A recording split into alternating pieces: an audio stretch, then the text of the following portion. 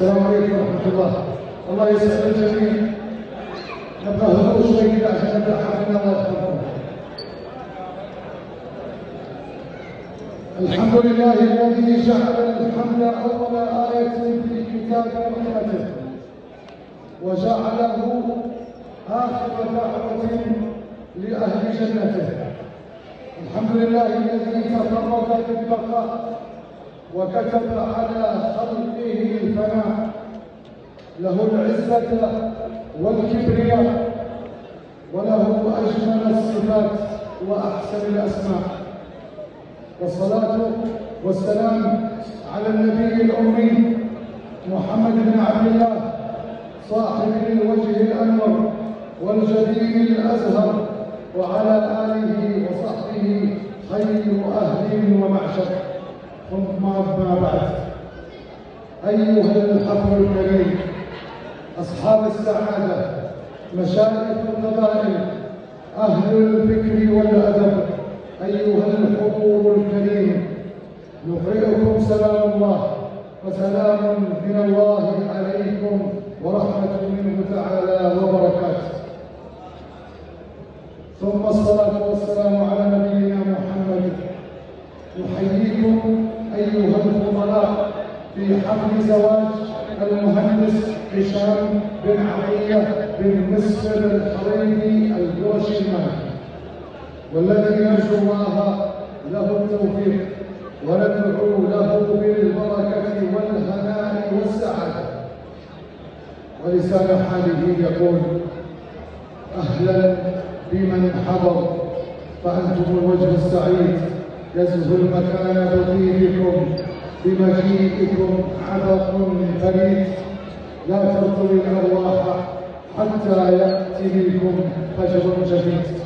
أيها الكرام، نجتمع بكم في مساء جميل في طائف الورد والزهر، وعند أسرة عريقة من أسر قريش بن مالك، أسرة الحريري، أصحاب الوجيه الغر والدلال الصفر والترحاب الحار.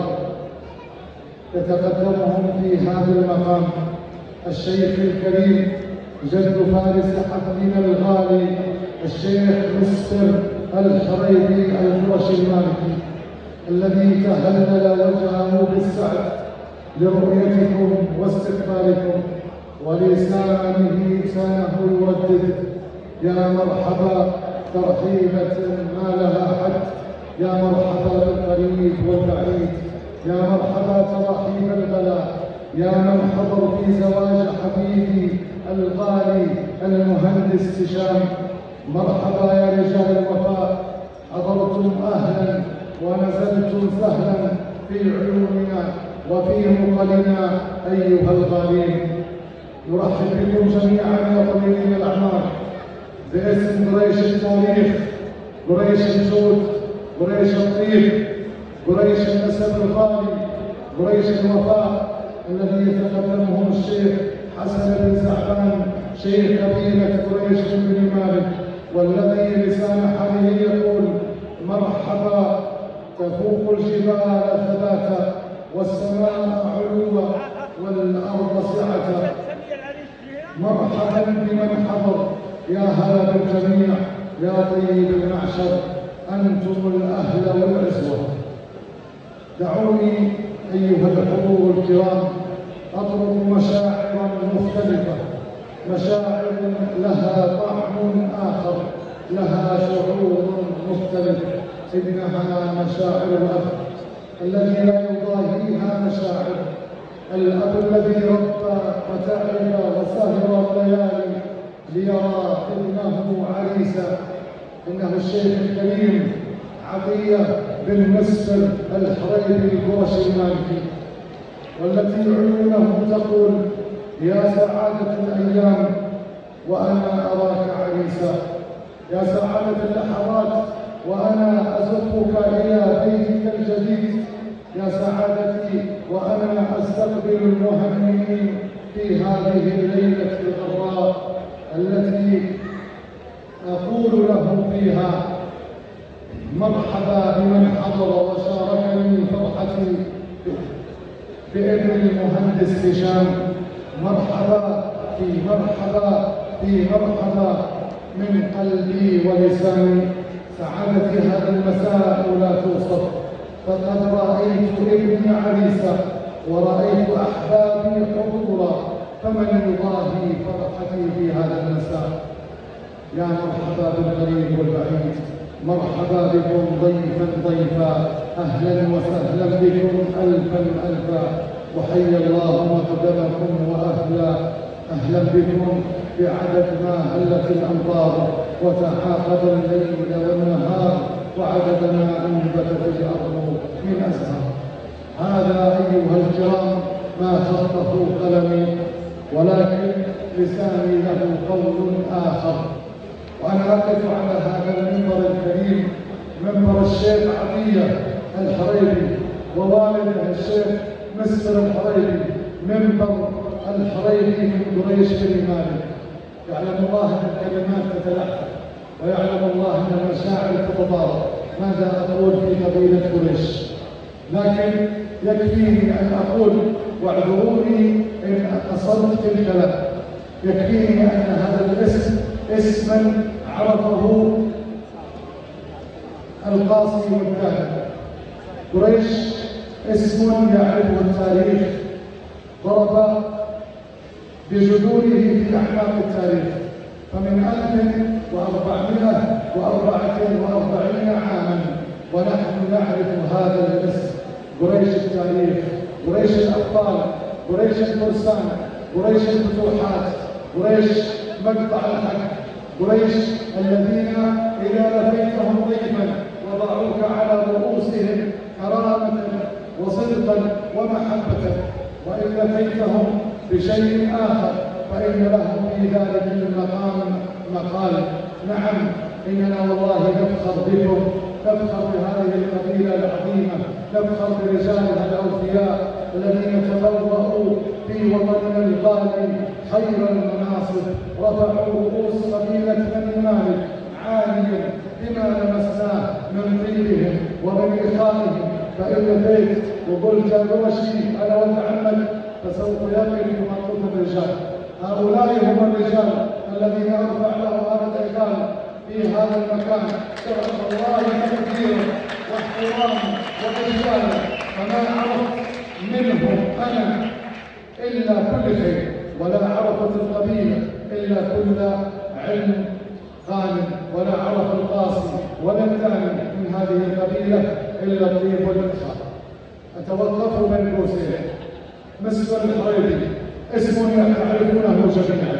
قابلني هذا المساء بطيب الأب ابنه، قابلني هذا المساء بمشاعر الأبوة، قابلني هذا المساء بابتسامة الطيب والإخاء. إلا فإن عطية الحريري قد قابلته كثيرا واحتضنني بحبه واحتضنني بإخاء واحتضنني بوفاء، فلا يسعني في هذا المجال إلا أن أرفع الرجال عاليا وأشكر هذه القبيلة برجالها الأوفياء، ولا أنسى أن أشكر الشيخ حسن بن زعفان اسما عرفه التاريخ. الشيخ حسن بن زعفان من رجال بني مالك الأوفياء الذين إذا تقدموا في أي علم فإنهم ينجزونه. أيها الكرام، الحديث يقول، وهذا المنبر ليس لي ولن أستأثر به لوحدي، ولكن لكل بداية آيات من الذكر الحكيم يتلوها عليكم الأستاذ فهد بن عطية الحريري.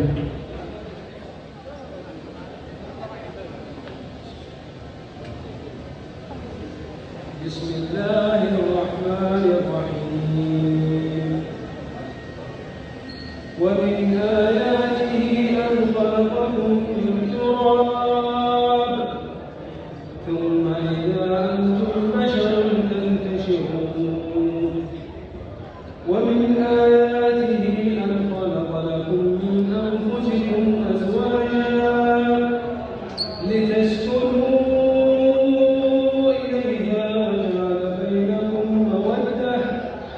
وجعل بينكم مودة ورحمة، إن في ذلك لآيات لقوم يتفكرون.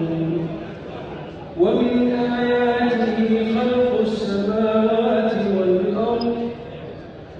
واختلاف ألسنتكم وألوانكم إن في ذلك لآيات للعالمين.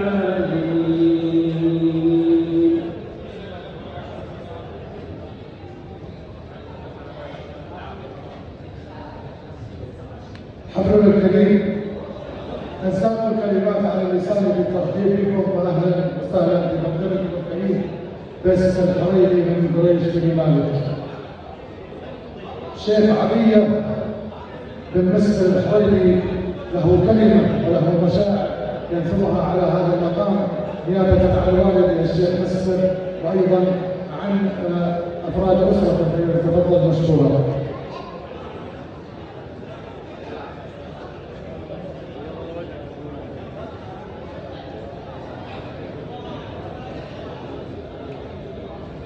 بسم الله والحمد لله الذي أوضح معالم الحق وبين سبيل المؤمنين وآمرهم باتباع الصراط المستقيم ليدخلوا جنات النعيم.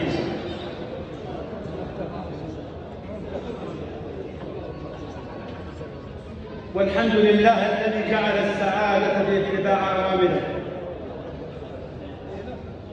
وشرع الزواج بأغراض عدة ومقاصد عظيمة تضمن استمرار الحياة والصلاة والسلام على رسولنا الكريم الذي قال: يا معشر الشباب من استطاع منكم فليتزوج، من استطاع منكم الباءة فليتزوج. ضيوفنا الكرام بقلوب مملوءة بالتقدير ترحيبا بكم، أكرهكم أين ترحيب، فأهلا وسهلا بكل من شرفنا بالحضور وشاركنا احتفالنا هذه حفل الكريم. يطيب لي أن أرحب بكم باسم والد مصر الحريري وأخوانه وأبنائهم في هذه المناسبة التي من خلالها نحتفل بزواج ابننا الشاب.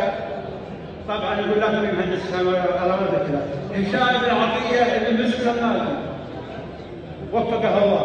ايها الذين الغالي، اهنيك وابارك لك زواجك واسال الله ان يسعدك ويرزقك العشره الطيبه والذريه الصالحه وقدوتك كما قال الرسول صلى الله عليه وسلم: بارك الله لكم وبارك عليكم وجمع بينكم بخير. ضيوفنا الكرام، مرحبا بقدومكم إلينا، مرحبا بتشريفكم، مرحبا بتشريفكم لنا، مرحبا بجمعكم الكريم، مرحبا من شاكم حتى من بعد. وفي الختام أسأل الله أن يزيد جمعنا هذا آلهة تراحما وتماسكا، وأن يحفظ لنا وطننا الشام في ظل قيادته، قال في ظل قائدنا ووالدنا خادم الحرمين الشريفين الملك سلمان بن عبد العزيز وولي عهد الملوك. والسلام عليكم ورحمه الله وبركاته. اعزكم مستوى الله قصيدا ولا تنفروا عنه، لكن كل من قدر. والسلام عليكم ورحمه الله وبركاته. حياكم الله.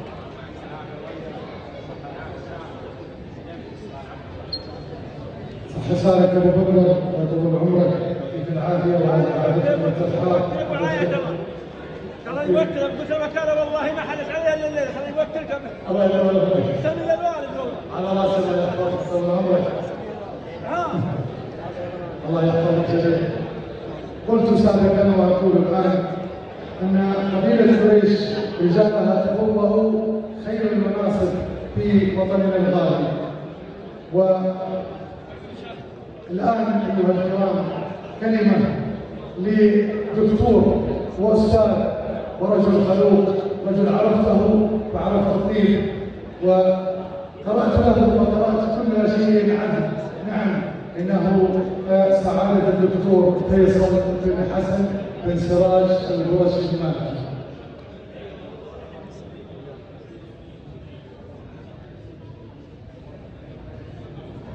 الحمد لله موصولا كما وجب، فهو الذي برداء العزة احتجب، الظاهر الباطن الظاهر الباطن الحق الذي عجزت عنه الملائكة لما أمعن طلبا، والشكر لله ذي بدء ومختتم، فالله أعظم من أعطى ومن وهبا.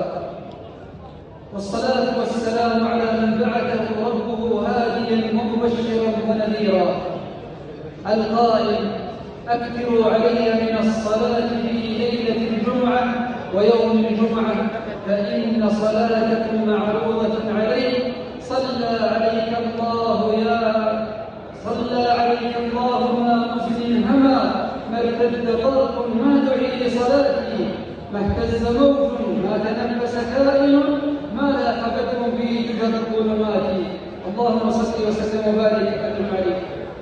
أما بعد، أيها الحضور الكرام، السلام عليكم ورحمة الله وبركاته.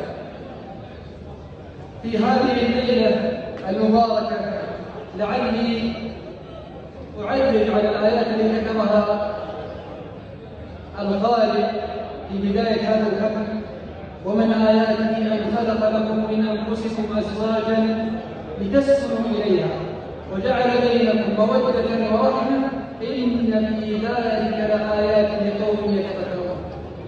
هذه الآية أيها الأخوة علامة الزواج، علامة من العلامات العظيمة، وحتى نعرف هذه العلامة وقيمتها ننظر إلى الآية التي قبلها: ومن آياته أن خلقكم من تراب ثم إذا أنتم بشر تنتشرون.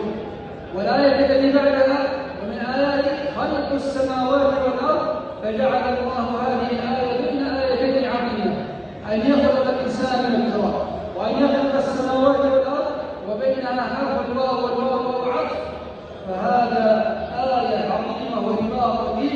أسأل الله أن يبارك لأهل الحكم في حكمهم وللعريس في زواجه. أيها الأخوة، حتى نأخذ والمقام مقام كهنة وليس مكانه، فإني أحب أن أرسل عدة رسائل أو باقات ود لمجموعة من الأشخاص في هذا المساء. فأول باقة لسعادة المهندس الشاب وفقه الله، أقول له ما قال النبي صلى الله عليه وسلم: بارك الله لك وبارك عليك وجمع بينهما في خير، وأسأل الله تبارك وتعالى أن يعمر بيتك بالتقوى وبالمودة والرحمة والسداد والرشد. وأما الرسالة الثانية فهي لحاكم قريش الشيخ عطية بن مسعود، الذي يصح في وفي هذه الليلة ما قيل لهدم بن سنان: تراه إذا ما جئته متهللا كأنك معطي يدك عند ساحر. شكر الله لكم يا آل الطيب على ما رأينا من كرم التدريب ومن الاحتفال الذي رأيناه على وجوهكم قبل أن نراه على موائدكم، وهذا لا يستغرب. هذا الكرم وهذا الاحتفال الذي رأيناه منكم، فكثر الله خيركم. يصح فينا في هذا المساء: واجعل بطانتك الكرام فإنهم أكثر بوجه الصالحات وأخبر، إن الكريم لهم كرام بطانتك، طابق معادنكم وطاب العصور. أما الرسالة الثالثة فأوجهها إلى شقيقي وإلى دراسة العميد فايز بن حسن وفقه الله، الذي لا يزال بهذه الأسرة حفيا بأبناء حسن وهو الموجه لنا في كل شيء.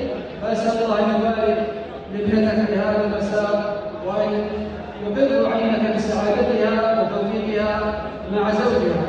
والرسالة الأخيرة أوجهها للرجال المشايخ من الإعلاميين، وأنا كنت لنا تحدي كلمة: ما أصعب أن تلقي الكلمة خلف فارس الكلمة، فهو والله إحراج الحقيقة.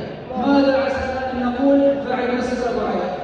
وما الكلمات التي تسعدنا بعد هذا الجهد الذي لا يزال دائما ليلا ونهارا على أن الاحتفالات بمالك وعلى أن هذه النبيلة هو رمز من رموزها وهو مقدم في أعيانها. أسأل الله أن يبارك هذه القنوات المختلفة: قناة بني مالك الإعلامية وسناب مباشر الرياض، وكل من سعى في هجرة هذه تم الكلام وربنا محمود راعي المكارم والعلا والجود.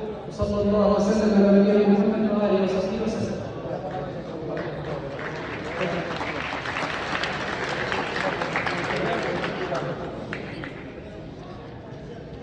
كريم خلق وكريم يد وكريم عطاء، أعطاني فوق ما أستحق، وأنا لست إلا طالبا في مدرسته وسأبقى.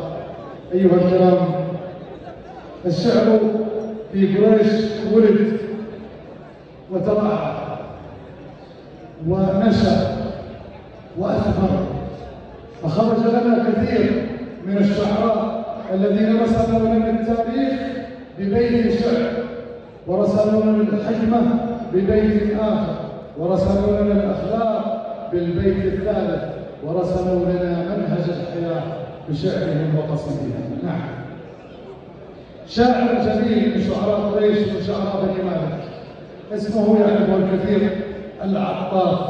هذا الاسم لم يمحو الزمن، له مواقف مع قبيلته وله مواقف مع الشعر، فالشعر يزهى بشاعرنا الجميل عايض بن إبراهيم العطاف القرشي المالكي، الذي نستقبله بتحية كبيرة من هذا المنبر وأنا أولكم.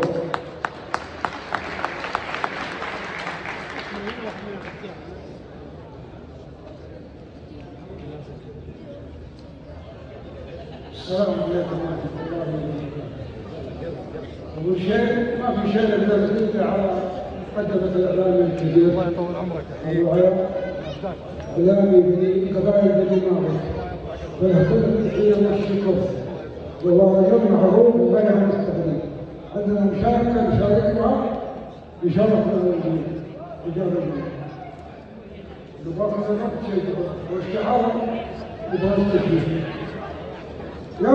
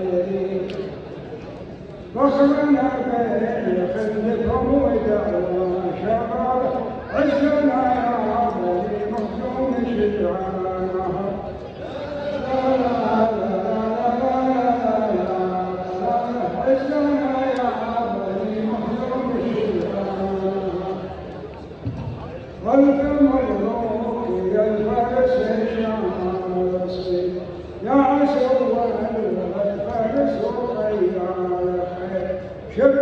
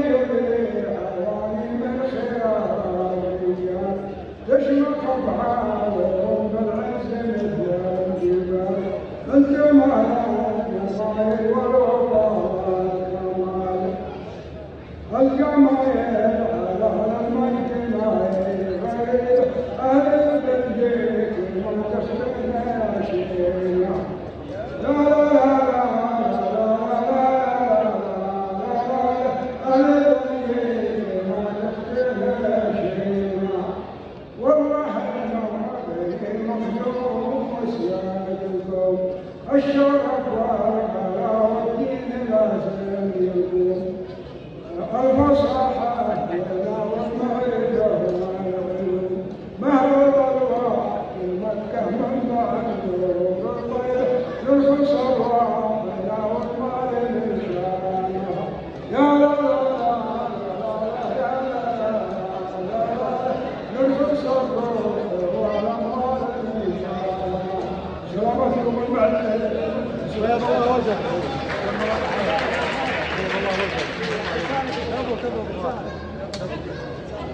صح لسانك ودام نبضك وبعدين وجهك.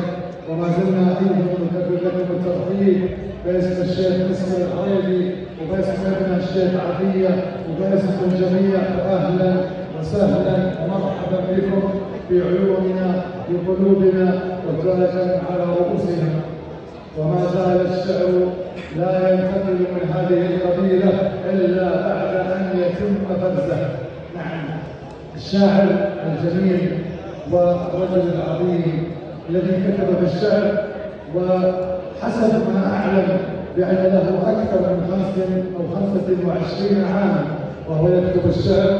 وايضا محبه بالشعر درس علم العروض والجميع يعرف انه وزن الشعر. هذا شاعرنا الجميل حميد بن عوض آل زيادي القرشي المالكي، فليتفضل مشكور. السلام عليكم. السلام الله وبركاته. ألف مبروك للشاب، بارك الله له وعليكم وجزاكم الله خيرا. يقول للشاب الله يعز بيتك على الطاعة مثل أبوك وجدك وعمانك وقبيلة قريش. أما وبالإمارة الله يحييك يا بعد. أما القصيدة بقول فيها من بر مكة للقبة هيجون سلام يا عبد العرج بين الأكوان عندما سلمت والدينا من جدودك ربها الشيهان من ظهر شيهان حكمية يوم العرب تفخر بزول ولا وريث لي رجل كتب شيطان إلى ركبت اليوم يفرق لي الفوت ما بين جمال وحادي وفرسان وخاين قصي مثل شاشه وقود على بيوته لنقى عند الاركان في حلة تبقى مثل نصر الجود عملة كرم مخطوم مثل ختم جبهان في ليلة زمزم تروت من عدود أهل الحسب من صفوة ابناء عدنان يوم الحدود والطيب في مقدمة العود في مشت حاتم يمدحه في الميدان على سفينة نوح أجناس وفود تبحث بسم الله من بعد الأذان. جدكم بحور العزة في عدة النور تسحب جبالاجة وميلاد بيلان موفية من دار بيتنا كمطلوب ومبنكة لجده كراماته الأبدان مطوحة زفة المزايد مع الدور لليد النشع من الصيت بركان على دلال الطين والعرف مقبول عند الحريق ما تعداه تنجر.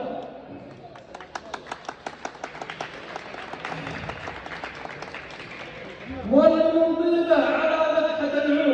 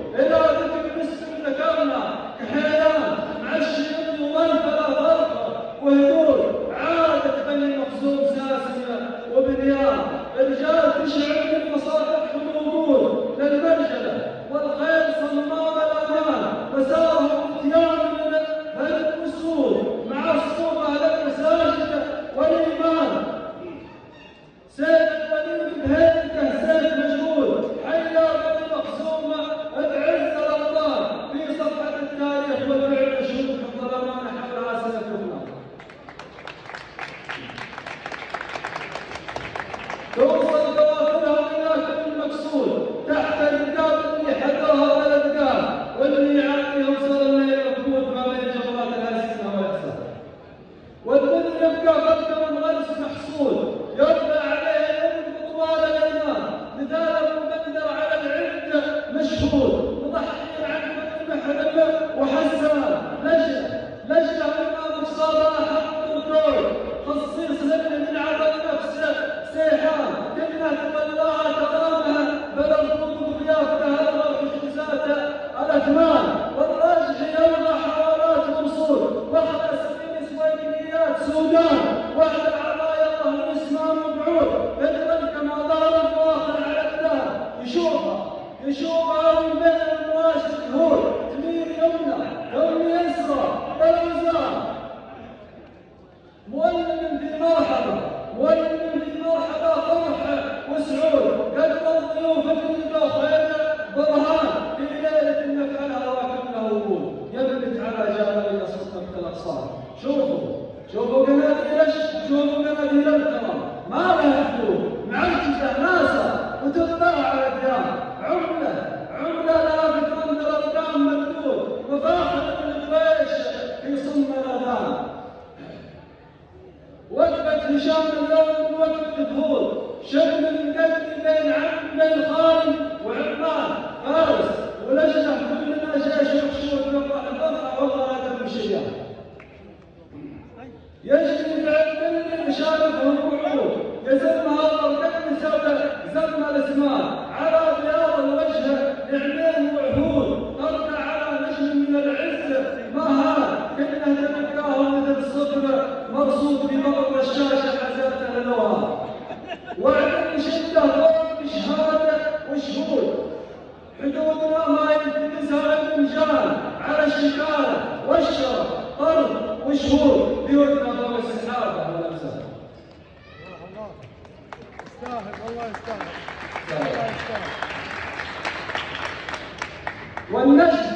والنجم من علوها الخضمة بالعبور خضم الحضارة توت تحت جنحان سيناي وملموس ما هو باليهود سيناي وملموس ما هو باليهود جنبها يديح طربوش خاكان ما هي قصيدة حب يضربها العود قصيدة تنتشع من البيت دخان جيوشها مصفوف بالدلو وسنود وبينها ما يعبر رماح وسنان لبسها دروع وبار وجنود وفي راسها ركزت علمها ذهبان يرفرف البيرق على كف جلمود له هيبة كالجزيرة وسلمان. قرن السعولة قرن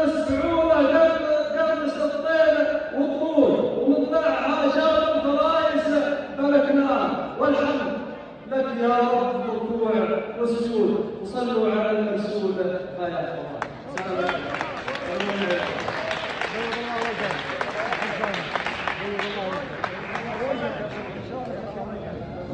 صح لسانك ودام بنانك والحقيقة أني نسيت أن أقول لكم شيء. جمع الشعر والعلم والخط الجميل وهذه أقول عليها ما شاء الله تبارك الله. أيها الكرام الترحيب لكم ينسى أهلا وسهلا بالجميع. وصلنا معكم إلى نهاية حفلنا الخطابي لهذا المساء. الشيخ عطية الحريري سعيد هذا المساء ووالده الشيخ مسلم ويسعدنا كثيرا أن نتشارك معهم في هذه الفرحة التي تعم سعادة العميد أيضا ما أنساه الدكتور فيصل أيضا الجميع.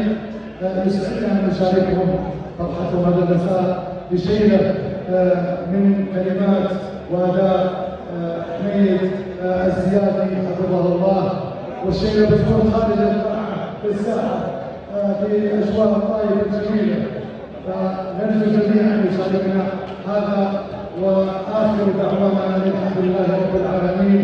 كان هناك صواب فمن الله وحده وإن كان هناك خطأ فمني والشيطان اعذرونا في القصور. هذا أخوكم مسلم بن حسن أبو علي الحربي المالكي يحييكم والسلام عليكم ورحمة الله وبركاته.